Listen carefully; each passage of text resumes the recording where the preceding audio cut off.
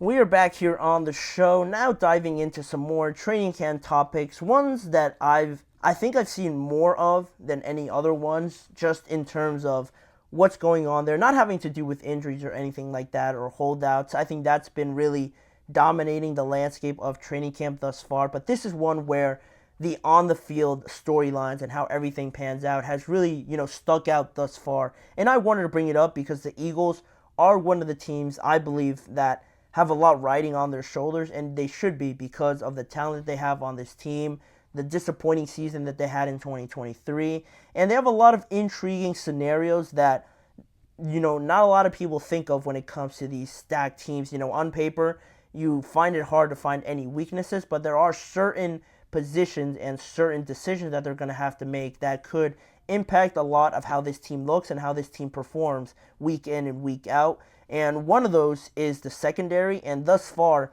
they're going to most likely have a young secondary or a younger secondary based on, the players that are coming in now and transitioning away, like I talked about last episode, away from James Bradbury, because I find it hard to believe that you could just throw him back out there and be confident that there's going to be a drastic change.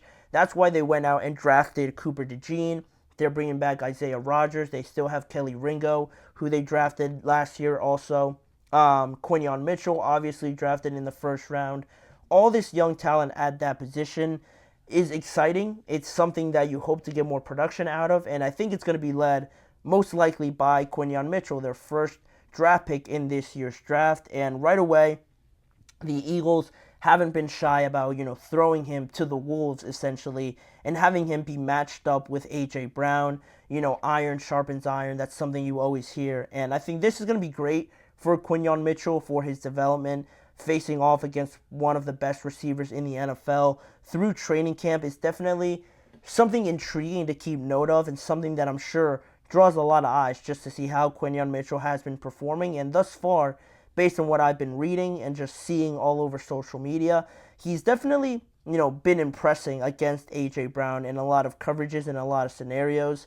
The most recent one that I saw was that I think after their fifth practice a few days ago, where A.J. Brown got the better of Quinyon Mitchell during their team setting, 11v11s or 7-on-7s.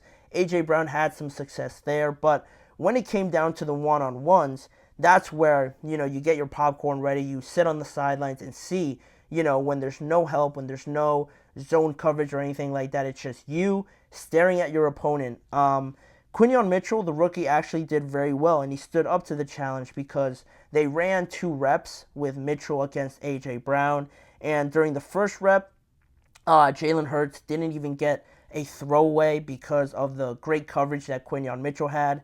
Then they ran it back. They had to have run it back if Jalen Hurts didn't even throw it. During the second rep, right after that, A.J. Brown did make a very impressive catch, but Quinyon Mitchell was very clever and wise enough to throw him out of the back of the end zone, not let him get 2 feet down, and that rep also went to Quinyon Mitchell. So he went 2-0 against A.J. Brown in the one-on-one settings, which, again, is maybe not too much, but also I like to read into that sort of stuff, I think more so than some people do, just because it might be, the case of, it's only July, it's still essentially practice. But those moments, I think, are just little building blocks, little, injections of confidence for a guy like Quinyon Mitchell, who has, you could say, some pressure being the first draft pick for the Eagles this year, to go out there and sort of prove himself that he could stand up to A.J. Brown, knowing that who A.J. Brown is. I think that's going to only benefit him to build this, foundation for himself to be that player that they envision him in being in 2024. And on the topic on just overall how training camp has been going, Mitchell said that they can put me out there at nickel or dime. I'm just ready for it. They've been throwing it at me, but I feel like I've been handling the ropes so far.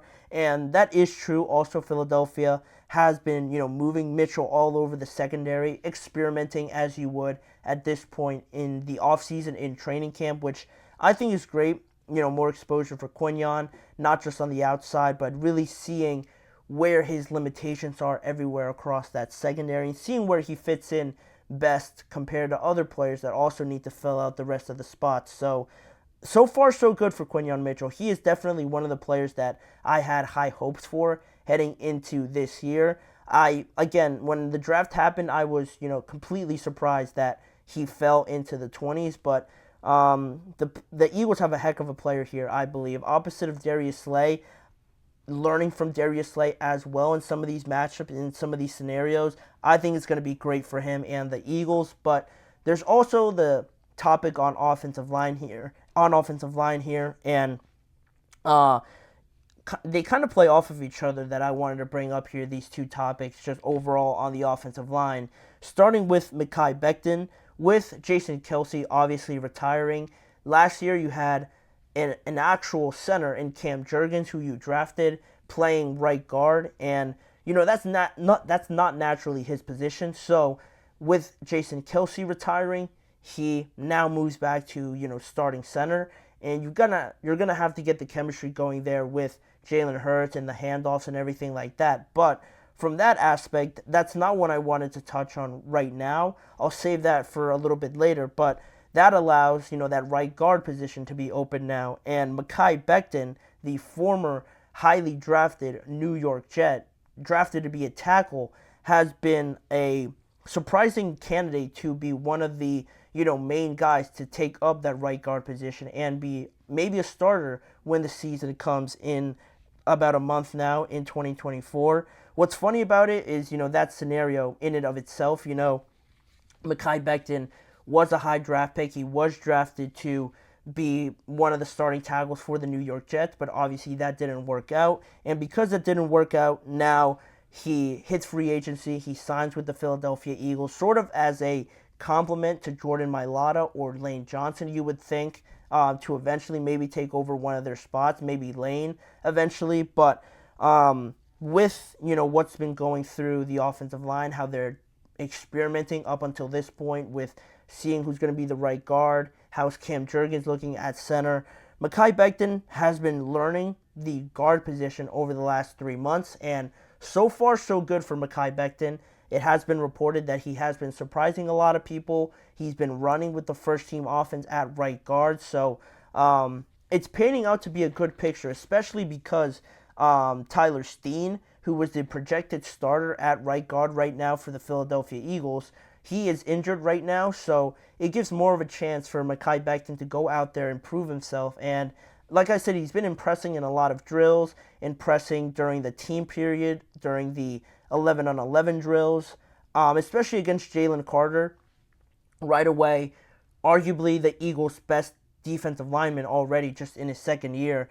He's had some battles with Mekhi Becton, and Mekhi Becton has stood up to him in some of those drills. So it's going to be huge how this entire offensive line looks eventually when we start the season. But having Mekhi Becton in there as a candidate to be almost out of position and have a starting spot on this Eagles offensive line, I think was pretty surprising and something that you don't see typically happen for some of these offensive linemen playing out of position, making a change like this. I think it's great for Mekhi getting this new opportunity for the Eagles, and then hopefully he gets the starting right guard spot because he's huge. He's a mountain of a man.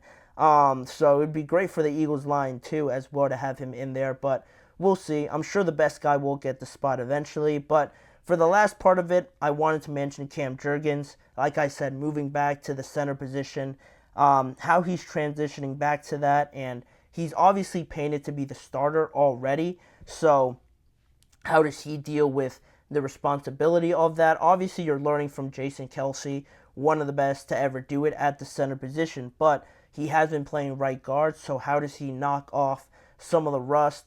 The transition, the handoff to Jalen Hurts is going to be as important as anything, making sure they get a good relationship and a good exchange doing that. But, this is the third year now for Cam Jurgens, so, he does still have some learning to do, now moving back to his original position, and we'll see how everything else goes because this offensive line is pretty much set everywhere except those two spots. You have Landon Dickerson there at left guard, Mailata left tackle, Lane Johnson right tackle.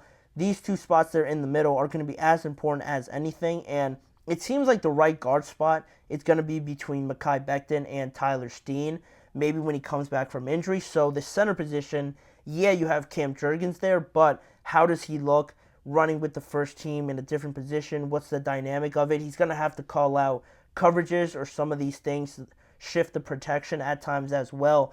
Is he ready for that, and will he be able to do that right away at an efficient level?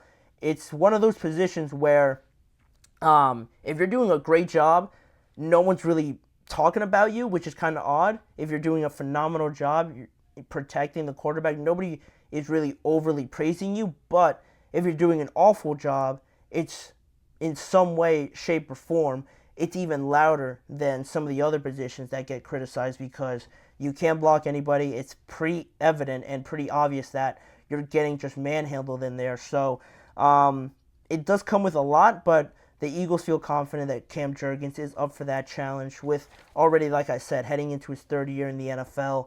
We'll see how that all plays out, but those are really the biggest takeaways so far through Eagles training camp up until this point, and that almost does it for this show. We have one more topic to get to on today's episode, talking about the NFL Top 100, going through another section of the player rankings, this time 30 through 21, before tomorrow I get to the final segment of the top 10 and also the 11 through 20 in tomorrow's episode. But before that, we got to talk about who made the list 30 through 21. That is coming up right after this break. You're listening to the GSMC Chip Shot Football Podcast.